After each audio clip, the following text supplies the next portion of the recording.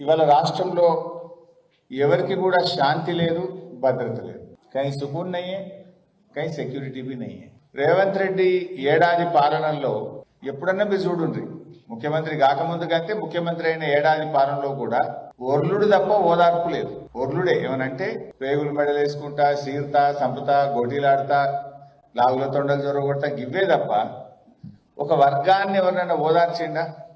పాపం సర్వశిక్ష అభియాన్ వాళ్ళు రోడ్డు మీద ధర్నా చేస్తారు. అరే భయ్, నేను మీకు మాట ఇచ్చినా ఒక ఏడాది చేస్తా, ఒక 6 నెలలకు చేస్తా, ఒక 3 నెలలకు చేస్తా అనే ఓదార్పు ఉన్నదా? ఏ వర్గాలకు కూడా ఓదార్పు లేదు.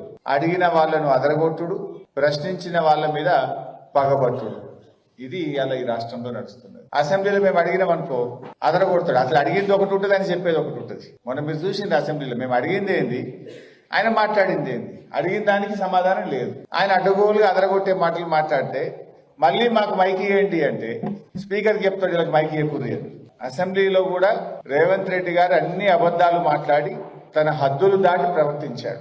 ఇక పాలసీలు ఏవి అని అడిగితే పోలీసు వాళ్ళని ఇంటికి పంపుతాడు. ఏందా నీ ప్రభుత్వం పాలసీ ఏంది, నీ పని ఏంది, నువ్వు చెప్పింది ఏంది, నువ్వు ఏం చేస్తున్నావు అని అడిగినామనుకో, పాలసీల గురించి అడిగితే పోలీసు వాళ్ళని ఇంటికి